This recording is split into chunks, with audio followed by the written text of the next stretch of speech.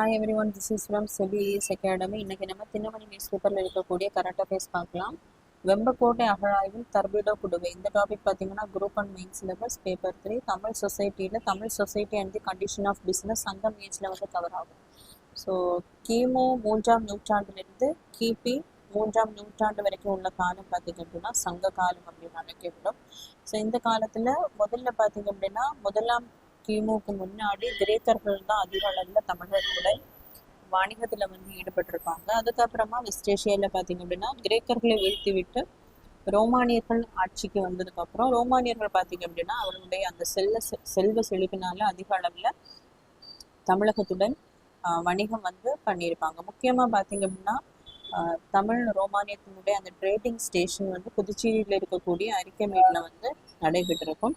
அது மட்டும் இல்லாமல் தமிழகத்தில் இருக்கக்கூடிய ஈரோட்டில் இருக்கக்கூடிய கொடுமணல், திருப்பூரில் இருக்கக்கூடிய படியூர், வெள்ளூரில் இருக்கக்கூடிய வாணியம்பாடி இடத்துல பார்த்தீங்கன்னா அதிகமாக நவரத்தின கற்கள் வந்து கொள்முதல் பண்ணியிருப்பாங்க. ஈரோட்டில் இருக்கக்கூடிய சென்னிமலை பக்கத்தில் பார்த்தீங்க அப்படின்னா அயன் அண்ட் ஸ்டீல் வந்து அதிக அளவில் ரோமானியர்கள் வந்து கொள்முதல் பண்ணியிருப்பாங்க. ஸோ இதனால தான் பார்த்தீங்கன்னா இவங்க வந்து அந்த வெஸ்ட் கோஸ்டில் வந்துட்டு அங்கிருந்து வந்து பாலகாட் கணவாய் வழியாக ஈஸ்ட்டுக்கு வந்து ட்ராவல் பண்ணியிருப்பாங்க. ஸோ அதனால தான் கோயம்புத்தூர், ஈரோடு, சேலம், கரூர் உள்ளிட்ட இடங்களில் பார்த்தீங்கன்னா அதிக அளவில் நமக்கு அந்த ரோமானிய காயின்கள் வந்து கிடைக்கப்பட்டிருக்கும். ஸோ இப்போ பார்த்தீங்க அப்படின்னா புதிதாக விருதுநகர் மாவட்டத்தில் இருக்கக்கூடிய விஜய கரிசல் குளம் வெம்பம் கோட்டையில் அந்த தர்பிடோ குடுவை வந்து கிடைச்சிருக்கு. அதாவது நீளமாக இருக்கக்கூடிய அந்த ரோமானிய குடுவைகள் வந்து இங்கே கிடைச்சிருக்கு. ஸோ அவங்க அதிக அளவில் இங்கே வணிகம் பண்ணின காரணத்தினால தான் இங்கே வந்து கிடைச்சிருக்கு. ஸோ இவங்க பார்த்தீங்கன்னா இதுக்கு முன்னாடியும் சுடுமண் முத்திரைகள், கண்ணாடி மணிகள், சங்கு வளையல், காதணிகள், யானை தந்தத்தால் உள்ள பொருட்கள் கிடைச்சிருக்கும். இப்போ புதுசாக பார்த்தீங்க அப்படின்னா இந்த தர்பிடோ குடுவை வந்து கிடைச்சிருக்கு. ஸோ இதில் பார்த்தீங்க அப்படின்னா ரோமானியர்கள் இங்கே வணிகத்திற்கு வரும்போது இதில் வந்து ஆலிவ் ஆயில், வைன் உள்ளிட்ட அந்த பொருட்களை வந்து எடுத்து வந்து இங்கே கொண்டு வந்திருக்காங்க. ஸோ மெயினாக பார்த்தீங்க அப்படின்னா வைப்பாறு நதியின் கரையில் தான் இது அதிக அளவில் வந்து கிடைக்கப்பட்டிருக்கு. இந்த ஆறு பார்த்தீங்க அப்படின்னா வருஷநாடு ஹில்லர், அதாவது வெஸ்டர்ன் காட்ஸில் இருக்கக்கூடிய அந்த வருஷநாடு ஹில்லருந்து தோன்றக்கூடிய ஒரு ஆறு. இது பார்த்தீங்க அப்படின்னா விருதுநகர் மற்றும் தூத்துக்குடி மாவட்டம் வழியாக அதுக்கப்புறமா பே ஆஃப் பெங்காலில் போய் கலக்கும். ஸோ இந்த நதிக்கரையில் வந்து அதிக அளவில் ரோமானியர்கள் வந்து கடல் வாணிபம் வந்து பண்ணியிருக்காங்க அப்படிங்கிறத இதன் மூலம் நம்மளால அறிய முடிகிறது. ஸோ நெக்ஸ்ட் பார்த்தீங்க அப்படின்னா கீழடி உள்ளிட்ட 8 இடங்களில் அகழாய்வு பணி மத்திய தொல்லியல் துறை ஒப்புதல். ஸோ இந்த டாபிக் பார்த்தீங்கன்னா group one main syllabus paper 3 Tamil சொசைட்டியில் ஆர்கியாலஜிக்கல் எக்ஸ்கவேஷன்ஸ் இன் தமிழ்நாடுல வந்து கவர் ஆகும். ஸோ நம்ம கான்ஸ்டியூஷன் எழுதும் போதே டிபிஎஸ்பி அப்படிங்கிற ஒரு பகுதி இருக்கும். அதாவது கான்ஸ்டியூஷனில் பகுதி 4, அதாவது directive principles of state policy. அரசு வந்து மக்களுக்காக என்னென்ன செய்ய வேண்டும் அதில் பார்த்தீங்க அப்படின்னா ஆர்டிகல் 49 என்ன சொல்லுது அப்படின்னா state should protect every monument, place, historic and artistic importance. அதாவது பழங்கால பொருட்களை என்ன பண்ணணும், கண்டிப்பாக அரசு வந்து பாதுகாக்க வேண்டும் அப்படின்னு சொல்லக்கூடியது தான் இந்த ஆர்டிகல். ஸோ அது பேசிஸில் பார்த்தீங்க அப்படின்னா அதற்காக தான் 1958ஆம் ஆண்டு ancient monuments and archaeological sides and remains act வந்து நம்மளுடைய சென்ட்ரல் கவர்மெண்ட் வந்து கொண்டு வந்திருப்பாங்க. அதன் அடிப்படையில் தான் இந்த எக்ஸ்கவேஷன்ஸ் எல்லாம் பண்ணி நம்ம பழங்கால பொருட்களை என்ன பண்ணுறாங்க அப்படின்னா பத்திரமாக பாதுகாக்கப்படுகிறது. இதனுடைய ஹிஸ்டாரிக்கலில் பார்த்தோம் அப்படின்னா முதலாக 1861ஆம் ஆண்டு பிரிட்டிஷ் இங்கே இருக்கும்போது தான் ஆர்கியாலஜிக்கல் சர்வே ஆஃப் இந்தியா அப்படிங்கிற ஒரு அமைப்பு வந்து தோற்றுவிக்கப்பட்டிருக்கும். ஸோ அந்த டைம்லேயே நிறைய அந்த தொல்லியல் பொருட்கள் கிடைக்க பெற்றதுனால முதலாக அலெக்சாண்டர் கன்னிங்ஹாம் அப்படிங்கிற டைரக்டர் தலைமையில் தொடங்கப்பட்டிருக்கும். ஸோ எந்த சட்டத்தின் கீழ் இவங்க வந்து அந்த எக்ஸ்கவேஷனை பண்ணியிருப்பாங்க அப்படின்னா 1904ஆம் ஆண்டு ஏன்ஷியன் மான்யூமெண்ட்ஸ் ப்ரிசர்வேஷன் ஆக்ட் வந்து கொண்டு வந்திருப்பாங்க. ஸோ அதன்படி பார்த்தீங்க அப்படின்னா நிறைய எக்ஸ்கவேஷன்ஸ் வந்து பண்ணியிருப்பாங்க. ஸோ இண்டிபெண்டன்ஸ் கிடைச்சதுக்கப்புறம் இந்த ஆர்கியாலஜிக்கல் சர்வே ஆஃப் இந்தியா அப்படிங்கிறது மினிஸ்ட்ரி ஆஃப் கல்ச்சர் கீழே கொண்டு வந்திருப்பாங்க. ஸோ அடுத்ததான் 1958ஆம் ஆண்டு அதை பாதுகாப்பதற்கான சட்டமும் கொண்டு வந்திருப்பாங்க. அதற்கான ரூல்ஸ் பார்த்தீங்க அப்படின்னா 1959ஆம் ஆண்டு வெளியிடப்பட்டிருக்கும். பழங்கால நினைவு சின்னங்கள் மற்றும் தொல்பொருள் இடங்கள் மற்றும் எச்சங்கள் விதிகளின் கீழே தான் இந்த எக்ஸ்கவேஷன்ஸ் வந்து பண்ணுறாங்க. இதுக்கு சென்டரில் பார்த்தீங்கன்னா ஆர்கியாலஜிக்கல் சர்வே ஆஃப் இந்தியா இருக்கும். ஸ்டேட்ஸில் பார்த்தீங்க அப்படின்னா நம்ம ஸ்டேட்டில் வந்து ஆர்கியாலஜி டிபார்ட்மெண்ட் வந்து 1961 தோற்றுவிக்கப்பட்டிருக்கும். Tamil Nadu state department of archaeology. So ஸ்டேட்ஸில் ஏதாவது எக்ஸ்கவேஷன்ஸ் பண்ணணும்னா மினிஸ்ட்ரி ஆஃப் கல்ச்சர் கீழே இருக்கக்கூடிய அந்த ஆர்கியாலஜிக்கல் சர்வே ஆஃப் இந்தியா அமைப்புக்கிட்ட என்ன பண்ணால் ஒப்புதல் வாங்கி தான் நம்ம என்ன பண்ண முடியும், இந்த எக்ஸ்கவேஷன்ஸ் வந்து பண்ண முடியும்.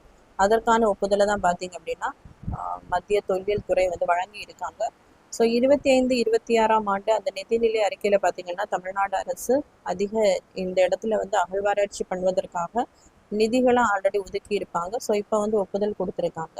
ஸோ எந்தெந்த இடங்கள் அப்படின்னு பார்க்கும்போது சிவகங்கையில் இருக்கக்கூடிய கீழடி, தூத்துக்குடியில் இருக்கக்கூடிய பட்டினமருதூர், தென்காசியில் இருக்கக்கூடிய கரிவனம் வந்தநல்லூர், கடலூரில் இருக்கக்கூடிய மணிக்கொல்லை, விழுப்புரத்தில் இருக்கக்கூடிய ஆதிச்சனூர், கோவையில் இருக்கக்கூடிய வெள்ளலூர், சேலத்தில் இருக்கக்கூடிய தெலுங்கானூர் மாங்காடு, அதுக்கப்புறமா நாகப்பட்டினம் மாவட்டத்தில் இந்த அகழ்வாராய்ச்சிகள் வந்து நடைபெறுவதற்காக ஒப்புதல் வந்து வழங்கப்பட்டிருக்கு. நெக்ஸ்ட் பார்த்தீங்க அப்படின்னா ஆயுஷ்மான் பாரத் இதுவரை ரூபாய் 1.73 லட்சம் கோடி சிகிச்சைகள். ஸோ இந்த டாபிக் பார்த்தீங்கன்னா group 1 main syllabus paper 2 social இஷ்யூஸில் ஹெல்த் கேர் ப்ரோக்ராம்ஸ் இந்தியாவில் வந்து கவர் ஆகும். ஸோ ஆயுஷ்மான் பாரத் அப்படிங்கிற பிரதான் மந்திரி ஜன் ஆரோக்கியா யோஜனா வந்து 2018 மத்திய அரசால் கொண்டு வரப்பட்ட ஒரு மருத்துவ காப்பீடு ஸ்கீம்.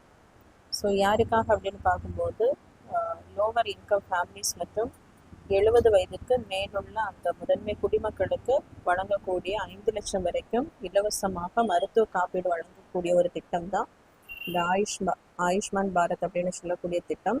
ஸோ இது பார்த்தீங்க அப்படின்னா மொத்தமாக 36,229 ஹாஸ்பிட்டல்ஸ் இதில் இன்வெஸ்டட் பண்ணியிருப்பாங்க. ஸோ அதில் கவர்மெண்ட் ஹாஸ்பிட்டலில் பார்த்தீங்கன்னா 19,483, ப்ரைவேட் ஹாஸ்பிட்டல்ஸ் வந்து 16,743. ஸோ இந்த ஹாஸ்பிட்டல்ஸில் என்ன பண்ணலாம், 5 லட்சம் வரைக்கும் ஃப்ரீயாக வந்து இலவசமாக சிகிச்சைகள் வந்து பெற்றுக்கொள்ளலாம். ஸோ இதில் பார்த்திங்க அப்படின்னா முதல்ல இது ஸ்டார்ட் பண்ணும்போது 27 மருத்துவ பிரிவில் 1391 சுகாதார நல தொகுப்புகள் வழங்கப்பட்டிருக்கும். ஸோ இப்போ பார்த்தீங்க அப்படின்னா 1961 சுகாதார நல தொகுப்புகள் வந்து வழங்கப்படுகிறது. ஸோ மொத்தமாக பார்த்தீங்க அப்படின்னா இந்த சிகிச்சைக்கான வழங்கப்பட்டுள்ள அந்த சிகிச்சைக்கான மதிப்பு வந்து 1.73 லட்சம் கோடி சிகிச்சைகளாக வரையறுக்கப்பட்டுள்ளது. ஸோ நெக்ஸ்ட் பார்த்தீங்க அப்படின்னா பாரத் டாக்ஸி தளத்தில் 21.34 லட்சம் பேர் பதிவு. ஸோ இந்த டாபிக் பார்த்தீங்கன்னா சென்ட்ரல் கவர்மெண்ட் ஸ்கீம்ஸில் வந்து கவர் ஆகும். ஸோ February 5, 2026 பாரத் டாக்ஸி அப்படிங்கிற ஒரு ஆப்பை வந்து சென்ட்ரல் கவர்மெண்ட் வந்து கொண்டு வந்திருப்பாங்க. ஸோ இதுக்கு முன்னாடி பார்த்தீங்க அப்படின்னா ஓலா ஊப்பர் அப்படிங்கிற அந்த ப்ரைவேட் டாக்ஸி புக்கிங் ஆப் வந்து இருந்திருக்கும். இதில் பார்த்தீங்க அப்படின்னா நம்ம புக் பண்ணும்போது நம்மக்கிட்ட இருந்து அதிகமாக என்ன பண்ணுவாங்கன்னா அந்த காசு கலெக்ட் பண்ணுவாங்க.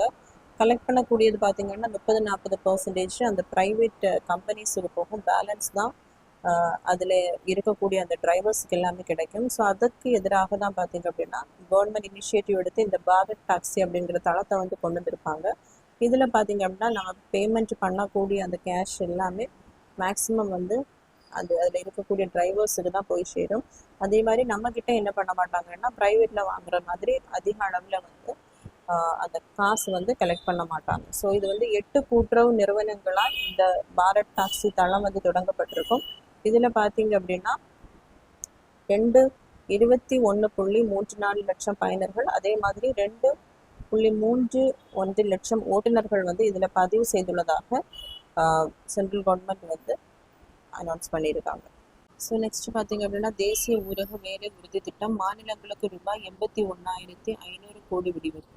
ஸோ இந்த டாபிக் பார்த்தீங்கன்னா group 1 main syllabus paper 4 Indian எக்கனாமியில் Mahatma Gandhi national rural employment guarantee ஆக்டில் வந்து கவர் ஆகும். ஸோ 2005 வந்து national rural employment guarantee act கொண்டு வந்திருப்பாங்க. இதன்படி பார்த்தீங்க அப்படின்னா ரூரலில் இருக்கக்கூடிய அந்த ஹவுஸ் ஹோல்ட்ஸுக்கு 100 நாள் வேலையை வழங்கக்கூடிய அந்த திட்டம் தான் பார்த்தீங்க அப்படின்னா இந்த ஸ்கீம். ஸோ இதை பார்த்தீங்க அப்படின்னா 2009 தான் Mahatma Gandhi national rural employment guarantee ஆக்டாக வந்து இந்த பேர் மாற்றம் வந்து பண்ணியிருப்பாங்க. ஸோ ரீசெண்டாக பார்த்தீங்கன்னா சென்ட்ரல் கவர்மெண்ட்டு டிசம்பர் 2025 இது பேர் மாற்றம் பண்ணி இதில் புதுசாக நிறைய ப்ரொவிஷன்ஸ் வந்து ரீப்ளேஸ் பண்ணியிருப்பாங்க. ஸோ இந்த புதிய பெயர் பார்த்தீங்க அப்படின்னா விபிஜி ராம்ஜி அப்படிங்கிற அந்த ஸ்கீமுக்கு வந்து புதுசாக பேர் வச்சுருப்பாங்க. Viksit Bharat guarantee for Rozgar and Ajeevika mission for Gramin. So இது டிசம்பர் 2025 தான் இந்த பேர் மாற்றம் பண்ணப்பட்டிருக்கும். இதில் பார்த்தீங்க அப்படின்னா முன்னாடி வந்து 100 நாள் வரைக்கும் வேலை திட்டம் இருக்கும். அதை வந்து சேஞ்ச் பண்ணி 125 நாளாக எக்ஸ்டெண்ட் பண்ணியிருப்பாங்க. அதே மாதிரி முன்னாடி பார்த்தீங்க அப்படின்னா ஃபுல் ஃபண்டிங்கும் சென்ட்ரல் கவர்மெண்ட் தான் ப்ரொவைட் பண்ணுவாங்க. இப்போ அந்த ஃபண்டிங் டிஸ்ட்ரிபியூஷனையும் மாற்றிருக்காங்க. அதாவது 60% வந்து சென்ட்ரல் கவர்மெண்ட் ஃபண்டிங் கொடுப்பாங்க, 40% பார்த்தீங்க அப்படின்னா ஸ்டேட் கவர்மெண்ட் அதுக்கான ஃபண்டிங்கை வந்து ப்ரொவைட் பண்ணணும் அப்படின்னு இந்த சட்டத்தின் கீழ் மாற்றம் வந்து கொண்டு வந்திருக்காங்க.